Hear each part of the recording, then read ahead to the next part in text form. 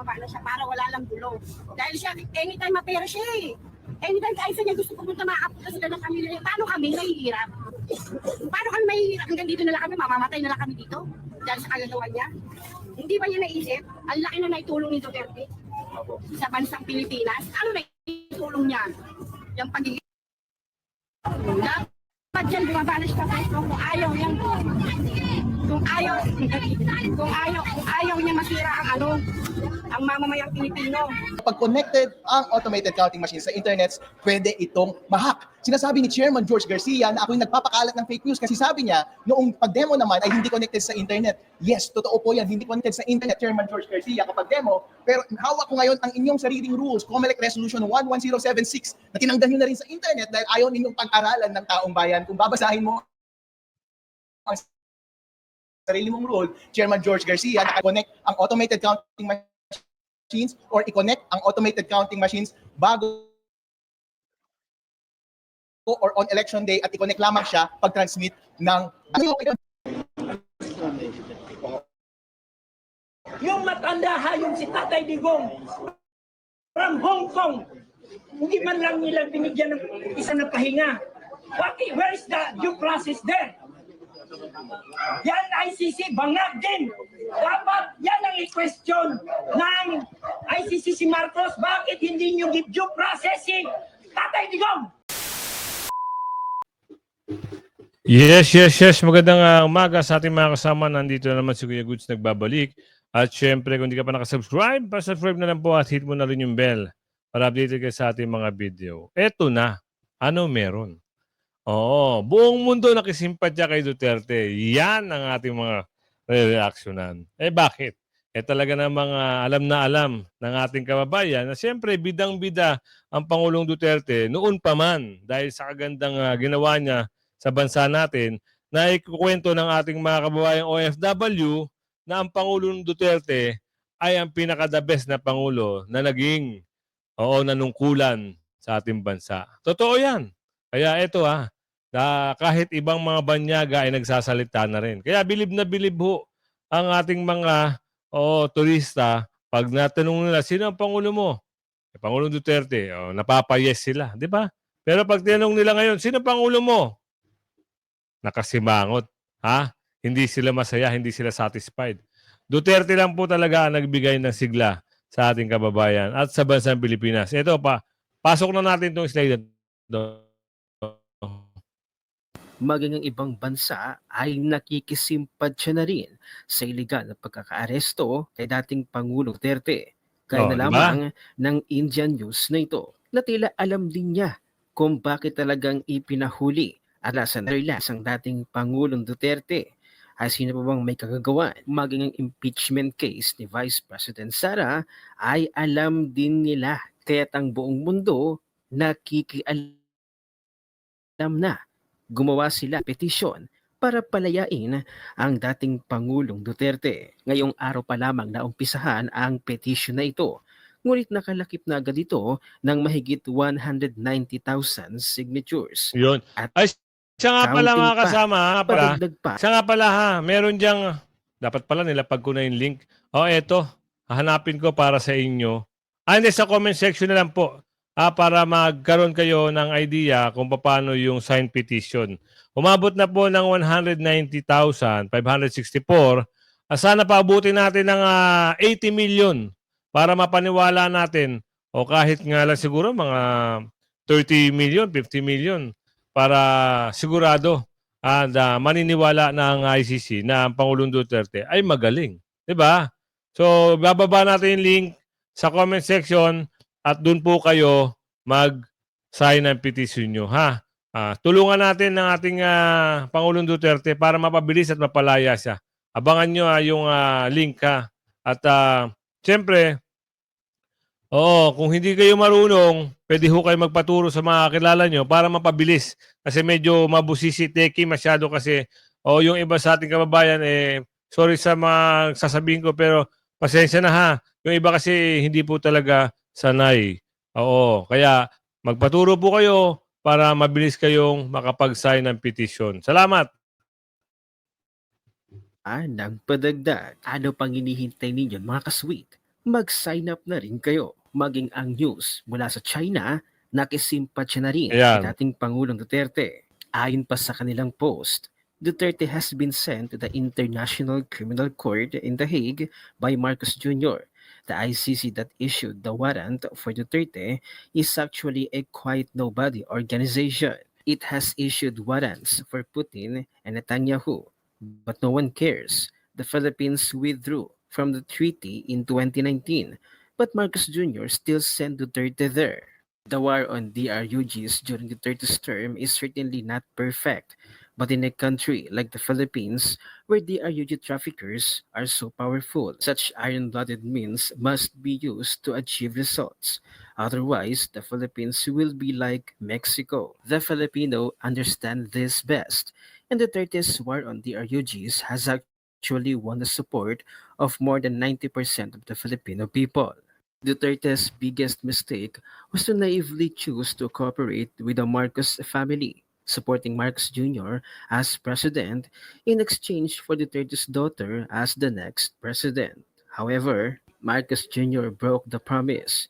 He wanted his power to last longer like his father, and he wanted to completely eliminate the Duterte family from Philippine politics. Such a trick was very common in ancient Chinese court politics. But I think Marcos Jr. made a huge mistake.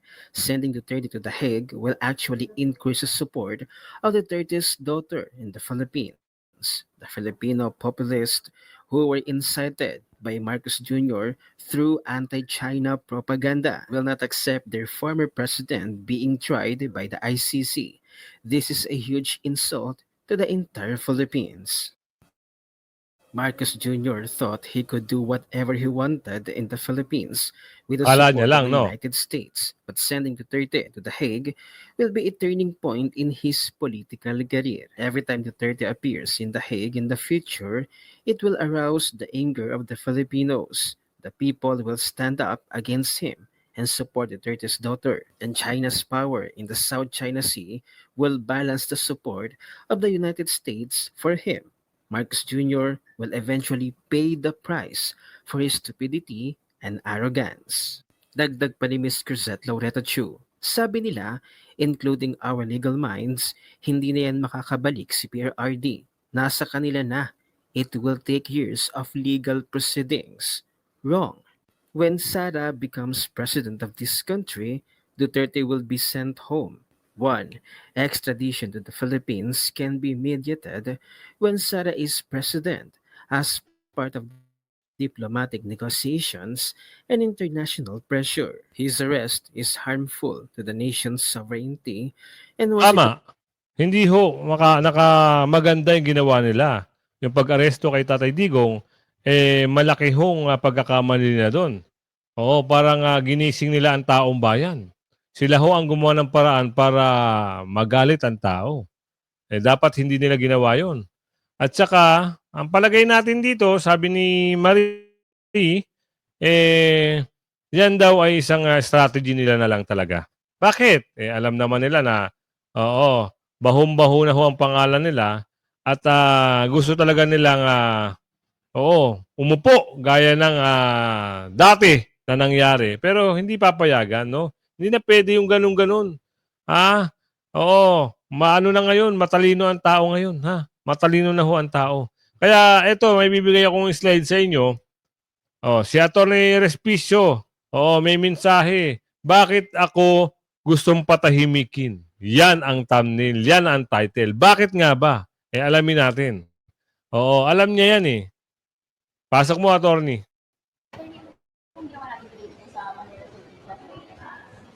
Magandang hapon sa inyong lahat. Andito si Attorney Harold Respicio ngayon dito sa Prosecutors of Manila para magsabit ng kanyang counter affidavit sa isinampang kaso ng COMELEC laban sa akin dahil daw ako'y nagpapakalat ng fake news. Hindi. Tama lang yung ginawa mo, attorney. Binigyan mo ng reminder so paalala ang taong bayan. At siyempre, ganun din sila. Kasi nga, ang sistema ay, yun, kagaya nga na nabanggit, mahina. So baka mapasok ng ibang mga masasamang loob. Diba? Tama yung ginawa mo, attorney. Bakit talaga sila, gigil na gigil at ikaw ay kinasuhan? Dahil ba nabuko sila? Ganun lang kasimple yun. pwedeng ma-hack ang automated counting machines ng COMELEC pag connected yung mga makina sa internet bago mag-transmit ng resulta sa mga servers ng COMELEC. Nandigan pa rin ako ngayon, Chairman George Garcia, na kailangan nyo pa rin baguhin ang inyong rules para sabihin doon explicitly na huwag i-connect ang automated counting machines natin sa internet bago mag-transmit ng results sa COMELEC servers dahil kapag connected ang automated counting machines sa internet, pwede itong ma-hack. Sinasabi ni Chairman George Garcia na ako'y nagpapakalat ng fake news kasi sabi niya, noong pag-demo naman ay hindi connected sa internet. Yes, totoo po yan, hindi connected sa internet, Chairman George Garcia, kapag demo. Pero hawak ko ngayon ang inyong sariling rules, COMELEC Resolution 11076, na tinanggal nyo na rin sa internet dahil ayaw ninyong pag-aralan ng taong bayan. Kung babasahin mo ang sarili mong rule, Chairman George Garcia, na-connect ang automated counting machines or i-connect ang automated counting machines bago or on election day at i-connect lamang siya pag-transmit ng... Ayan na naman pala, Chairman Bistado. May rules naman pa kayo. Bakit ganito ginagawa mo kay Atty. Respicio? Parang binubusalan mo di umano ng bibig. Dahil ba Bistado? Yan ang katanungan ng ating mga kasama at kaibigan. Bakit ganun? Sa tama lang tayo. Oo. Mahirap yan. Baka madamay kayo sa galit ng ating mga kaibigan dyan. Oo, huwag kayo masyadong magpabida-bida. Ibahin nyo ang klase ng tao ngayon Ang mga taga Mindanao ay gigil na. Ang Luzon, Visayas, Mindanao ay meron ng humboses. Ang OFW at mga migrante ay naghahanda na rin. Kaya wag ho kayo magbida-bida. Tapos ang karir nyo pag ang tao ay nako. George Garcia, instead na ilabas yung COMELEC rule na yan sa internet at ilabas yung video ko sa internet na nagdi-discuss ng vulnerabilities ng automated counting machine, bakit niya yung pinatanggal? Bakit niya ako gustong ipakulong? Bakit niya gusto akong patahimigin? Bakit ngayon yung COMELEC Resolution 11076 ay tinanggal nyo na rin sa internet?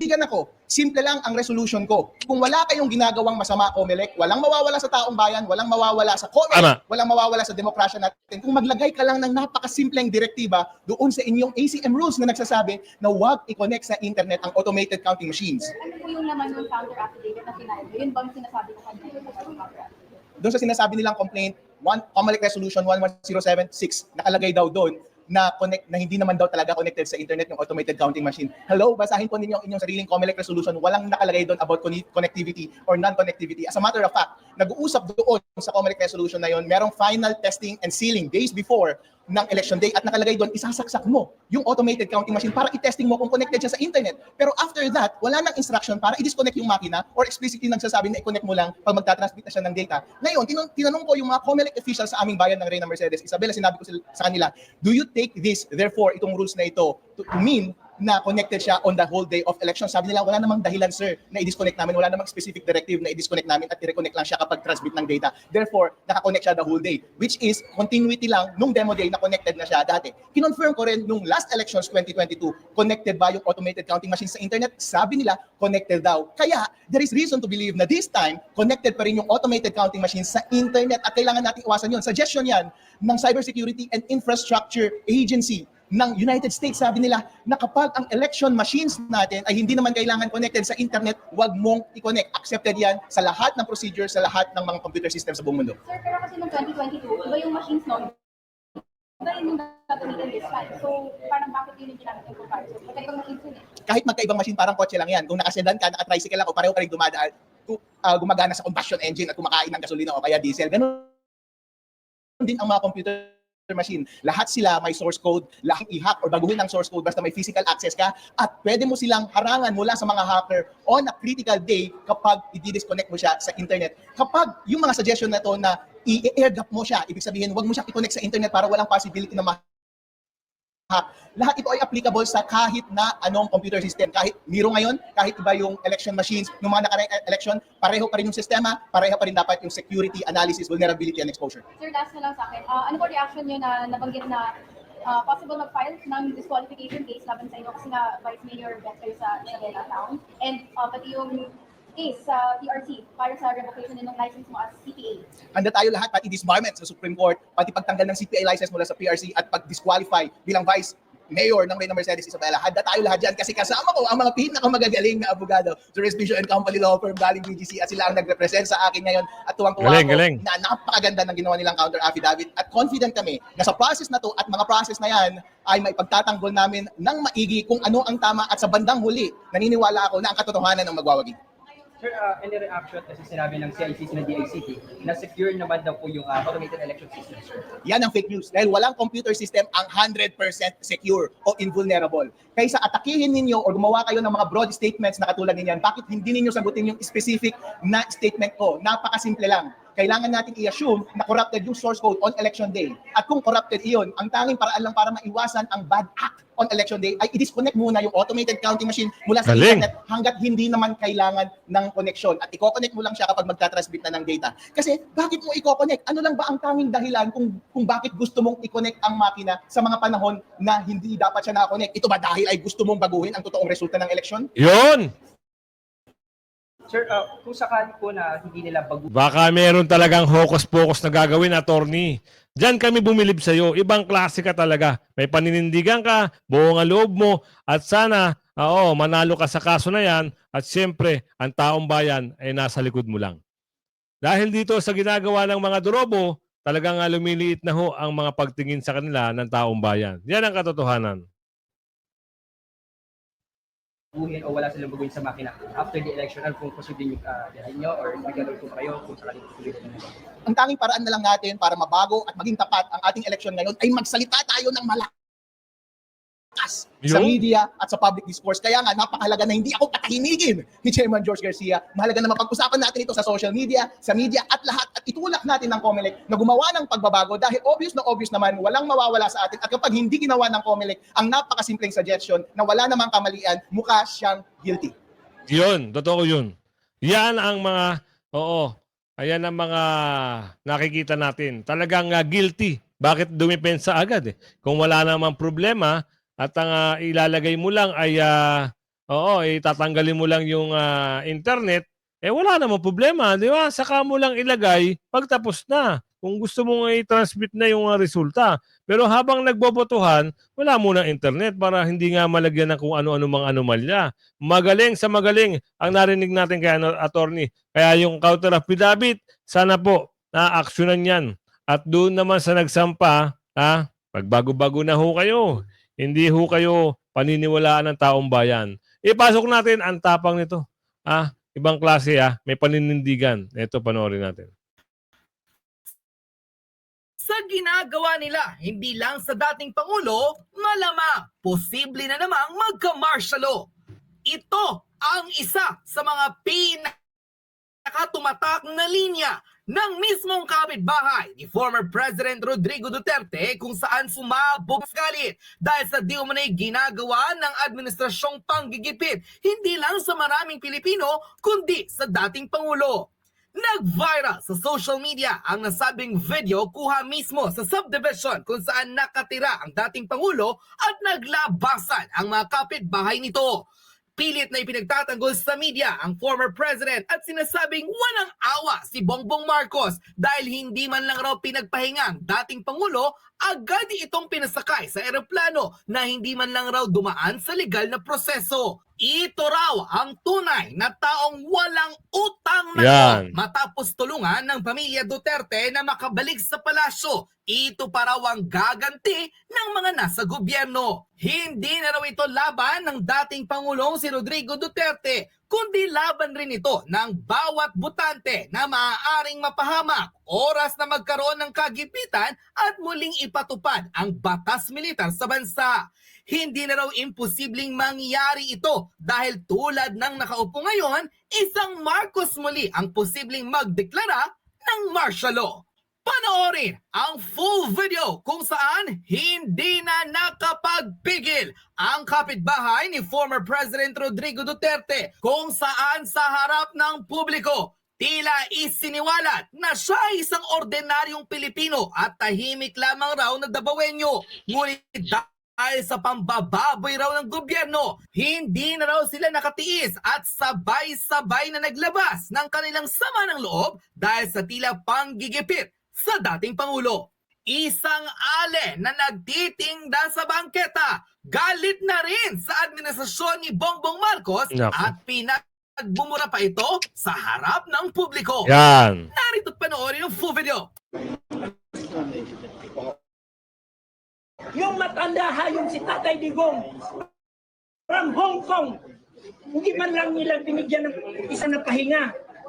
Where is the due process there? Yan ICC, bangag din. Dapat yan ang i-question ng ICC si Marcos. Bakit hindi nyo give due process si Tatay Digong? Hindi ako mag-wild kung hindi give due process niyo si Digong. Hindi ako mag-wild. Natatakot na ako kasi alam ko mga kababayan, pag nag-successful si Cory dito, maski walang tao, mas-search niya yan. Magiging martial na tayo kay sabihin niya tayo mga supporter ni Duterte. Wala tayong binuga, bunganga lang. Ngayon tahimik ako, ngayon lumabas na talaga ako. Dahil lang para sa aking mga anak, sa mga apo. Kasi kung ma-addict tayo, wala na. Mabuti lang tingnan. Utang na yan, BBM. Bumaba na siya sa pwesto. Huwag niya hintayin magkaroon ng People Power 3. Dahil nako, Diyos ko, hindi siya maapektuhan kami mga taong bayan na apektado pag nangyari niyan. Kaya dapat... Ito lahat ng mga binabanggit dito. Ngayon, iba't ibang estado na ng buhay ang nagbibigay ng komento at kanilang boses. Di ba? Merong mayayaman, merong nakakaangat, merong nasa middle class, at meron din na nasa baba.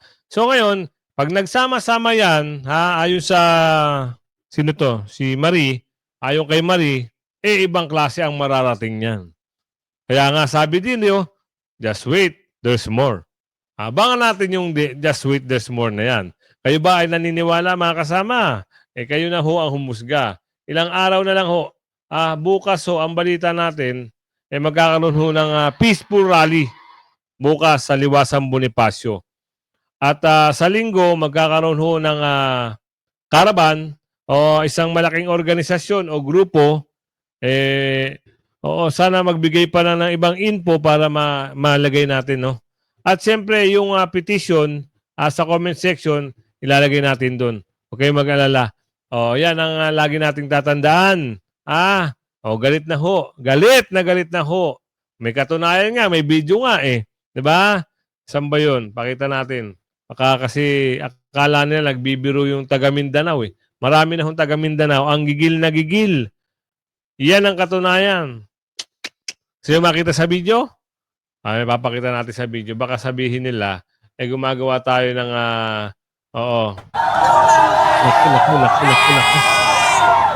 Naku.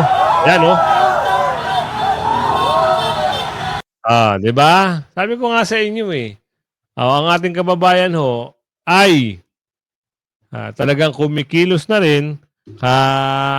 Makikita mo sa video eh. Maraming video ho ang pwede nyong makita na ganyan na ang mga bagay-bagay na nangyari. Tuloy natin to. Tangina niya, bumaba na siya para wala lang gulo. Dahil siya, anytime mapera siya eh. Anytime kaisa niya gusto pumunta maapunta sila ng pamilya niya. Paano kami nahihirap? Paano kami mahihirap? Hanggang dito na lang kami, mamamatay na lang kami dito. Dahil sa kagagawa niya. Hindi ba niya naisip? Ang laki na naitulong ni Duterte sa bansang Pilipinas. Ano naitulong niya? Yung pagiging... Dapat dyan bumaba na siya sa kung ayaw yan. Kung ayaw niya masira ang mamamayang Pilipino. Siya lang ang nagpapasira dito sa bansang Pilipinas. Dapat siyang bumaba na siya dito. Hindi siya naawa sa matanda. Matanda na. 80 years old na po. Oo. Ika na maglakad. Ang tatay niya, kung hindi dahil wala siya utang na lang utang ina niya. Kung hindi dahil kay Duterte, malilibing matatay niya. Hanggang ngayon siguro ang tatay niya nandun pa sa bahay nila. Walang tigil si ate kasi sobrang galit niya na eh. Yan ang katunayan. Kaya baka hindi lang si ate. Oo, milyon-milyon tao ang nagsasalita. Hindi niya lang naririnig. Oo, hindi lang na iba-vlog.